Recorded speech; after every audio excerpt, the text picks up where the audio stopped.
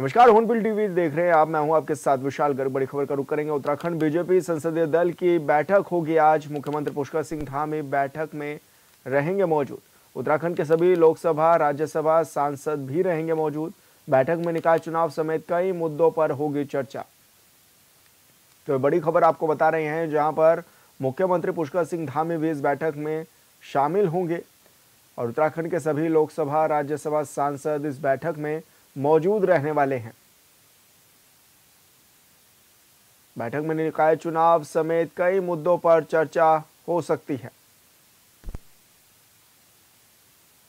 और ऐसे में उत्तराखंड बीजेपी संसदीय दल की ये बैठक होनी है आज, जिसके लिए तमाम तैयारियां भी हो चुकी हैं।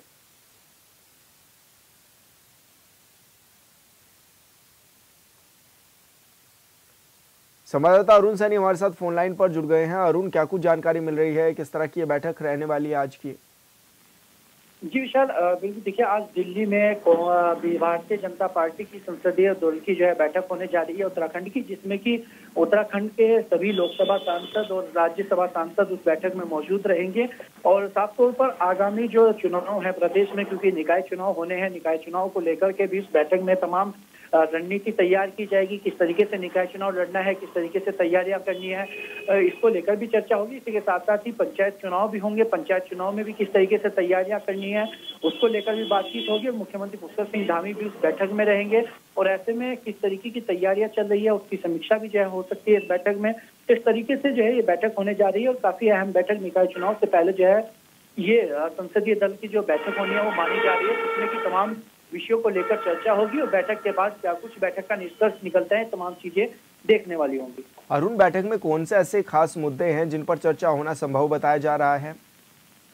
जी विशाल, बिल्कुल देखिए, निकाय चुनाव है, सबसे मेन मुद्दा निकाय चुनाव का है। निकाय चुनाव में किस तरीके से तैयारियां करनी है, क्योंकि आगामी निकाय चुनाव होना है और माना जा रहा है कि जनवरी तक निकाय चुनाव जो है वो हो सकता है और इसी के साथ साथ ही दिसंबर अंतिम सप्ताह में आचार संहिता निकाय चुनाव की लग सकती है। तो मेन जिसमें विषय है वो निकाय चुनाव को लेकर ही है। माना ये जा रहा है कि निकाय चुनाव को लेकर किस तरीके से तैयारी करनी है, किस तरीके से रणनीति तैयार करनी है, किस तरीके से चुनाव लड़ना है, इसको लेकर तमाम चर्चा की जाएगी। और इसी के साथ साथ ही अन्य जो मुद्दे भी हैं, पार्टी संगठन के चुनाव भी होने हैं। इसी के साथ साथ ही भारतीय जनता पार्टी के जो संगठन के चुनाव होंगे उसको लेकर भी चर्चा इसमें संभव मानी जा रही है, उसको लेकर भी चर्चा हो सकती है। आगे ये देखने वाली बात होगी कि क्या कुछ चर्चाएं जो है बैठक में होती है और क्या कुछ निष्कर्ष बैठक का निकलकर सामने आता है। बिल्कुल अरुण, बहुत शुक्रिया आपका तमाम जानकारी साझा करने के लिए। देश में वन नेशन वन इलेक्शन का मुद्दा गरमाया हुआ है। एक तरफ सत्ता पक्ष इसे लागू करने की जोड़तोड़ में लगा हुआ है, तो वहीं विपक्षी दल इसका विरोध कर रहे हैं। इस बीच उत्तराखंड कांग्रेस के प्रदेश अध्यक्ष करण मारा ने प्रस्ताव को अच्छा बताया है। उन्होंने कहा है कि बात अगर उत्तराखंड की करें तो एक छोटा सा राज्य है, यहाँ पर छोटा सा चुनाव कराना ही संभव नहीं हो पा रहा है, तो वन नेशन वन इलेक्शन कराना आसान नहीं है। तो वहीं ऐसे में बीजेपी नेता मुकेश कोहली का कहना है कि वन नेशन वन इलेक्शन प्रधानमंत्री नरेंद्र मोदी का ड्रीम है। वन नेशन वन इलेक्शन को कराने के से बजट भी कम होगा और खर्च भी कम होगा, इसलिए सभी दलों को इसका समर्थन करना चाहिए।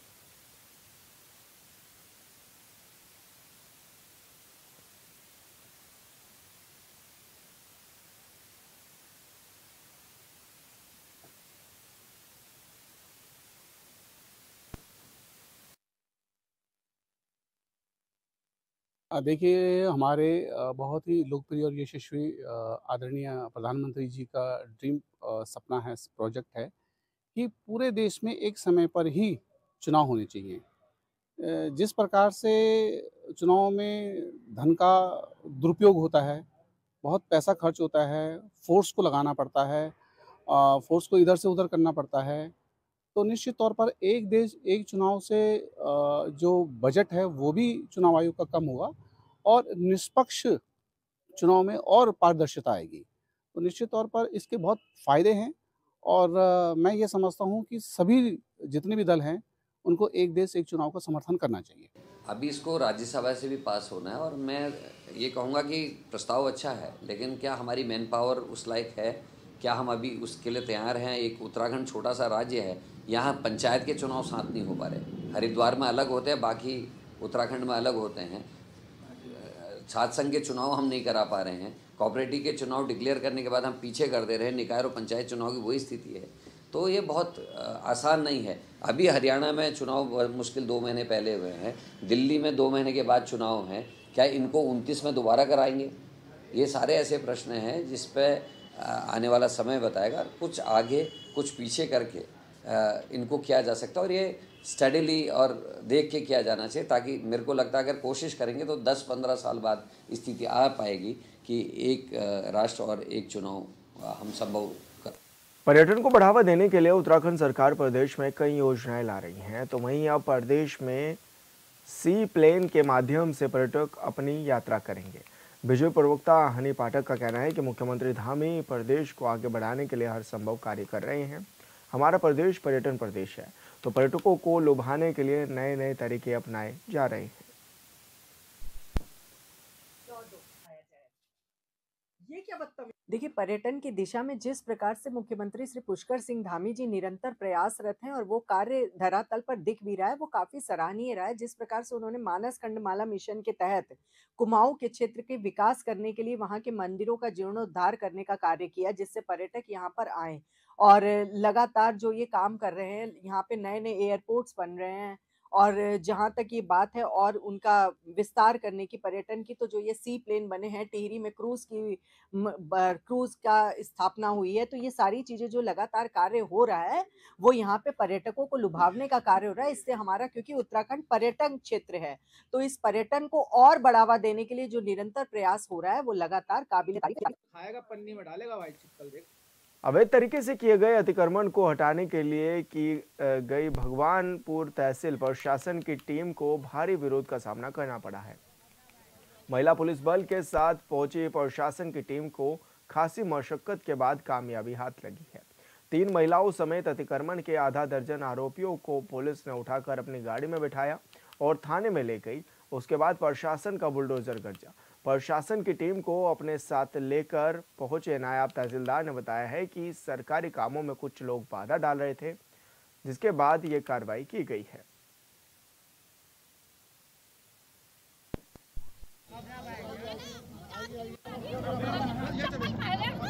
आरोपण की गई है जी,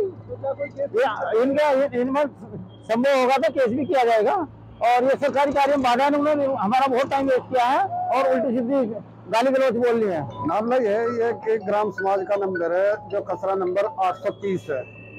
इस पे 2020-21 में भी सफाई करवा दी गई थी। जिन लोगों की 12-13 लोगों की खंदक थी, उन्होंने बिल्कुल मोहब्बत प्यार से ठा ली थी कि यहाँ इस जगह पे कोई बारात घर बन जा तो अच्छी चीज है, गरीब जनता का भला होगा। तो ग्राम प्रधान के प्रस्ताव की तरफ से 3 प्रस्ताव करे गए, तो उस टाइम सरकार की तरफ से पता नहीं क्या पैसा नहीं मिल पाया। पैसे की न मिलने की वजह से मतलब ये काम ना हो रहा। और संवाददाता मुरसलीन अलवी हमारे साथ फोन लाइन पर जुड़ गए हैं। मुरसलीन, क्या कुछ जानकारी मिल रही है, किस तरह से ये हंगामा भी हुआ है और अभी किस तरह की कार्रवाई जारी है? सर, मैं आपको बता देना चाहूंगा, पूरा मामला भगवानपुर तहसील के तेलपुरे गांव का है, जहां पर एक ग्राम समाज के नंबर पे एक परिवार का काफी समय से कब्जा चलता आ रहा था, लेकिन वहां पर शिकायत के बाद प्रशासन की टीम पहुंची और काफी विरोध के बाद कब्जा मुक्त कराया गया है जी। तो ऐसे में क्या माना जाए, जो जिनका ये घर था, जिन्होंने कब्जा किया हुआ था, उनका क्या कुछ कहना है और प्रशासन इसमें क्या कह रहा है, अब आगे किस तरह की कार्रवाई जारी रहेगी? जी, जो हमने ग्रामीण से बात की तो ग्रामीण का साफ तौर से कहना है कि ग्राम समाज का लंबर था और काफी समय पहले भी एक बार इसमें मुहिम चली थी, जो कब्जा मुक्त की मुहिम चली थी, लेकिन ये जो लंबर था उस पर कहीं ना कहीं तक कब्जा ग्राम कब्जा बना रखा था। लेकिन अब शिकायत ग्राम प्रधान द्वारा शिकायत के बाद भगवानपुर प्रशासन की टीम वहां पर पहुंची और काफी विरोध के बाद इसका ग्राम समाज के नंबर पर कब्जा मुक्त कराया गया है। जो हमने ग्राम प्रधान से बात की तो उनका साफ तौर से कहना है कि ग्राम समाज की जमीन जो भी है उसको तरीके से मुक्त कराई जाएगी जी। बिल्कुल मुरसलीन, बहुत शुक्रिया आपका तमाम जानकारी साझा करने के लिए। जल संस्थान लोहाघाट का अजब कारनामा सामने आया है, जहां जल संस्थान बिना पानी के ही ग्रामीणों को लगातार बिल भेज रहा है। जिस कारण ग्रामीणों में काफी आक्रोश भी है। वहीं इस मामले में ग्रामीणों ने एसडीएम रिंकू बिष्ट से भी मुलाकात की है और उन्हें अपनी समस्याओं से भी अवगत कराया है। साथ ही समस्याओं के समाधान की मांग करते हुए प्रार्थना पत्र सौंपा गया है। वहीं एसडीएम ने ग्रामीणों को समस्या के समाधान का आश्वासन भी दिया है। जिलाधिकारी महोदय को बताएंगे कि हमारी ये समस्या है। पूर्व जो आए हैं यहाँ पे, इन लोगों का यही कहना है कि हमारे ग्राम पंचायत में जो पानी की समस्या है 1 साल से चल रही है, इसका निवारण किया जाए। और जो हमारी छीणा तोप में जो पाइपलाइन थी वो क्षतिग्रस्त हो चुकी है और पूरी तरह टूट गई है और उसमें जो है टैंकों में पानी गांव में नहीं पहुंच रहा है, जिसका बिल हमें गांव वालों को, ग्रामवासियों को देना पड़ रहा है। और प्रशासन से हमारा यही निवेदन होगा कि आप एक बार इसकी अच्छी तरह जांच करवा लें। जो बार साहब हमारे यहाँ जो योजना जल संस्थान की थी वो संस्थान ये निगम वालों ने उखेड़ के अलग ले गए वो लाइन पूरी। अब हमसे कह रहे हैं कि बिल का पैसा भरो करके। अब हम बिल किस बात का देंगे जब हमारे पास योजना ही नहीं है। इनकी योजना, अपनी योजना तो उखेड़ के लागे हैं। अब जो हम जो पानी पी रहे हैं वो घर घर नल, घर घर जल वाला पी रहे हैं। अब उसमें हमें बिल थमा दे रहे हैं, जबकि हमारे यहाँ 2 टैंक बने थे इनके, वो टैंक बिल्कुल सूखे हैं। वो जांच की जाए अभी पता चल जाएगा। उखाड़ दी गई वो बिना सूचना के किसके द्वारा बताए गए, गाँव वालों को कोई सूचना नहीं है। तो बिल दिए जा रहे हैं और चौकीदार बोलता है कि हुक्म से हुक्म है, लेकिन एक भी पाइपलाइन जो है वहाँ नहीं।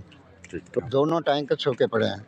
महोदय से निवेदन है कि हमारा जो है मौका मुआयना करके गाँव वालों को सुविधा दी। अल्मोड़ा के जिलाधिकारी आलोक कुमार पांडे विवेकानंद सर्किट को देखते हुए काकड़ी घाट पहुंचे हैं, जहां उन्होंने स्वामी विवेकानंद के ध्यान स्थल का भ्रमण किया है। इस दौरान उन्होंने ज्ञान वृक्ष और स्वामी विवेकानंद से जुड़ी चीज़ों के बारे में तमाम जानकारी भी ली। उन्होंने कहा है कि यह स्थल आध्यात्म की विशिष्टता को समेटे हुए है। यहाँ पर्यटन की भी अपार संभावनाएं हैं, इसलिए इस क्षेत्र को आध्यात्मिक पर्यटन के रूप में विकसित किए जाने की ज़रूरत है। मौके पर उन्होंने संबंधित अधिकारियों को इसी क्रम में दिशा निर्देश भी दिए हैं।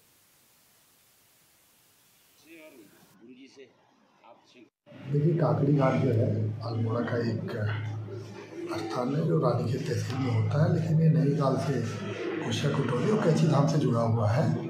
और जैसा कि आपको जानकारी होगी, काकड़ी घाट वो जगह है जहाँ विवेकानंद जी को पहली बार मैक्रोकास्म और माइक्रोकास्म थ्योरी का ज्ञान हुआ। और विवेकानंद जी हुए शिकागो में जो अपना प्रसिद्ध भाषण दिया, उसका मूल यही ज्ञान था। तो जैसे बोध वृक्ष है, यहाँ पे ज्ञान वृक्ष है और ज्ञान वृक्ष पीपल का पेड़ है जिसकी क्लोनिंग करके पुनः उसको जीवंत किया गया है। और हम लोग चाहते हैं कि काकड़ी घाट को उसका जो अनुपम गौरव है उसको दिलवाया जाए और पर्यटक स्थल के रूप में इसका विकास कराया जाए। और जो भी टूरिस्ट हमारा कैची धाम आता है उसको काकड़ी घाट, अल्मोड़ा, जागेश्वर धाम जैसी जगहों पर लाया जाए। आईएमए से पास आउट होकर देश को 456 युवा अफसर मिल गए हैं। इसके साथ ही 35 मित्र राष्ट्र के अफसर भी पास आउट हुए हैं। ऐतिहासिक चेटवुड बिल्डिंग के ड्रिल स्क्वायर पर हुई परेड की सलामी नेपाल के सेना प्रमुख अशोक राज सिगडेल ने ली है। देहरादून में आईएमए की पासिंग आउट परेड संपन्न हो गई है और नेपाल के सेना प्रमुख ने सलामी भी ली है।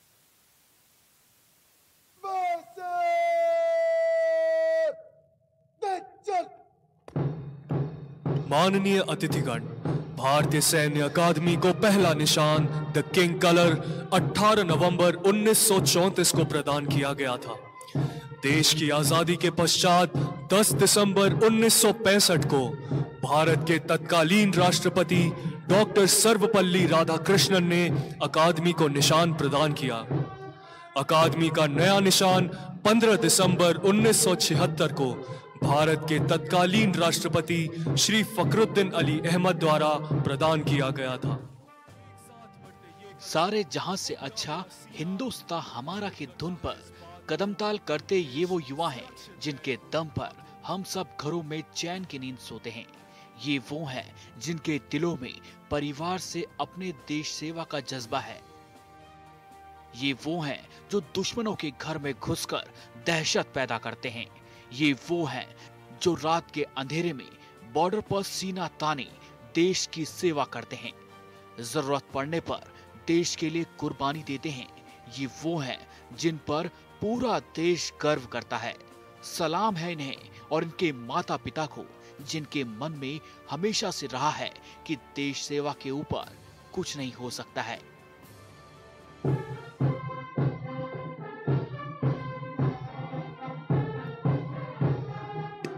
Ladies and gentlemen, the parade is now marching on the inspiring tune of Sare Jahan Se Acha, formerly known as Taranai-e-Hind, the anthem of the people of Hindustan. In all nations and at all times, martial music has accompanied feats of arms. Uttarakhand की राजधानी देहरादून स्थित भारतीय सैन्य अकादमी यानी IMA में passing out parade हुई, जिसमें देश को 456 युवा अफसर मिले। इसके साथ ही 35 मित्र राष्ट्रों के अफसर भी पास आउट हुए। ऐतिहासिक चेकवुड बिल्डिंग के ड्रिल स्क्वायर पर हुई परेड की सलामी नेपाल के सेना प्रमुख अशोक राज सिंगलेट ने ली। परेड में प्रथम सिंह को स्वर्ण पदक, जतिन कुमार को रजत पदक, स्क्वाड ऑफ ऑनर और मयंक ध्यानी को कांस्य और प्रवीण कुमार को बांग्लादेश पदक से नवाजा गया। It is a matter of immense honor and privilege to stand before the future torchbearers of one of the oldest, largest, and most distinguished military academies of the world. I would like to congratulate you, the officers cadets, and all the award winners passing out here today in the Indian Military Academy for a most impressive parade. It was marked by your impeccable turnout, flawless drill, and unmistakable pride in profession. Allow me to express my profound gratitude in being invited to review this passing out parade. इसके साथ ही भारतीय सैन्य अकादमी के नाम देश विदेश की सेना को 66,119 युवा सैन्य अधिकारी देने का गौरव जुड़ गया। इनमें मित्र देशों को मिले 2,988 सैन्य अधिकारी भी शामिल हैं। पीओपी के मद्देनजर अकादमी के आसपास सुरक्षा व्यवस्था चाक चौबंद की गई थी। चप्पे चप्पे पर सेना के सशक्त जवान तैनात रहे। परिजनों और सैन्य अधिकारियों की मौजूदगी में जब वीरों को पदकों से नवाजा गया तो वहां मौजूद सभी लोगों का सीना गर्व से चौड़ा हो गया। पुरस्कार विजेता अब परेड पर अपना स्थान ले रहे हैं। अपने इस प्रदर्शन के लिए न केवल अफसर कैडेट्स अपितु उनके प्रशिक्षक और भारतीय सैन्य अकादमी का स्टाफ भी गौरव का अनुभव कर सकते हैं। इस सत्र के chief of army staff banner के विजेता हैं जिसौर कंपनी। इस कंपनी के अफसर कैडेट्स के लिए भी यह गौरवान्वित होने का अवसर है। यह बैनर इस कंपनी के अफसर कैडेट्स को अगले सत्र तक लैंड यार्ड दाहिने कंधे पर लगाने का विशेषाधिकार प्रदान करता है।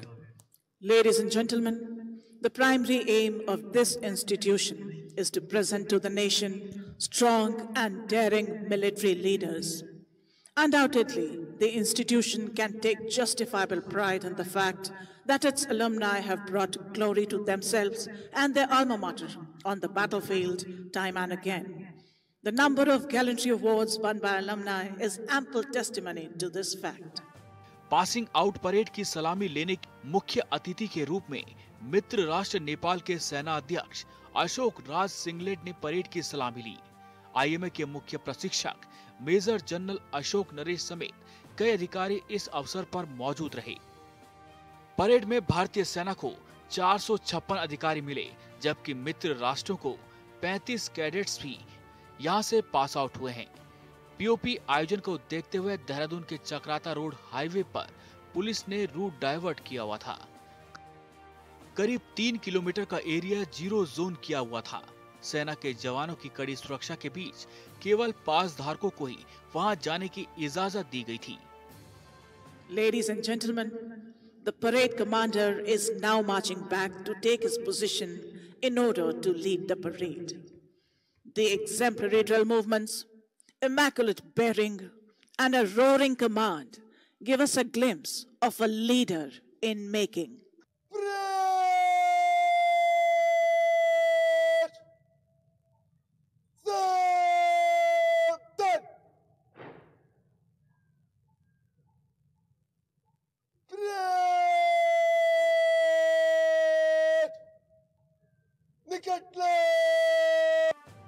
उत्तराखंड की राजधानी देहरादून में स्थित इंडियन मिलिट्री अकादमी यानी आईएमए की स्थापना 1 अक्टूबर 1932 को ब्रिटिश शासनकाल में हुई थी। आईएमए की स्थापना जनरल फिलिप चैटवुड की अध्यक्षता में गठित एक अन्य सैन्य समिति की सिफारिश पर हुई थी। आईएमए के पहले कमांडेंट ब्रिगेड एलपी कॉलिंस थे। आईएमए का औपचारिक उद्घाटन 10 दिसंबर 1932 को field marshal sir Philip W Chetwode ने किया था। आजादी के बाद ब्रिगेड ठाकुर महादेव सिंह को आईएमए की जिम्मेदारी दी गई और आजाद भारत में आईएमए के पहले कमांडेंट बने थे। आईएमए से अब तक 66,119 युवा जेंटलमैन कैडेट सेना के अफसर बने हैं। आईएमए में प्रशिक्षण पूरा करने के बाद उम्मीदवारों को भारतीय सेना में स्थायी कमीशन के साथ अधिकारी के रूप में नियुक्त किया गया है।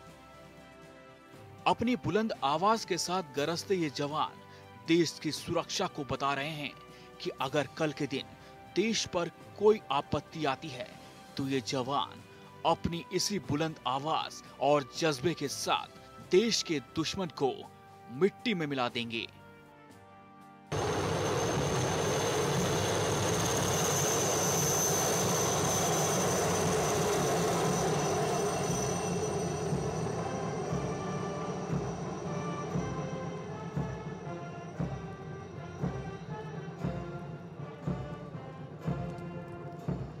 Should old acquaintance be forgot and never brought to mind?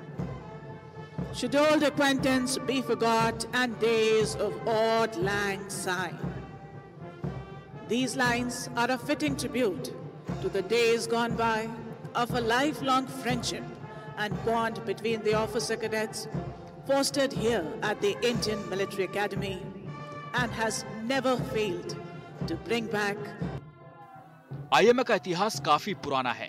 यहाँ हर साल पासिंग आउट परेड होती है और सैकड़ों युवा अफसर बनकर यहाँ से देश सेवा में जाते हैं। आईएमए का उद्देश्य भारतीय सेना में स्थायी कमीशन के लिए पुरुष उम्मीदवारों को प्रशिक्षित करना है, जो निरंतर जारी है।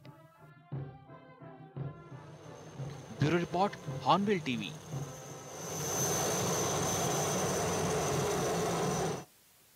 और फिलहाल इस बुलेटिन में इतना ही। आप देखते रहिए हॉर्नबिल टीवी। नमस्कार।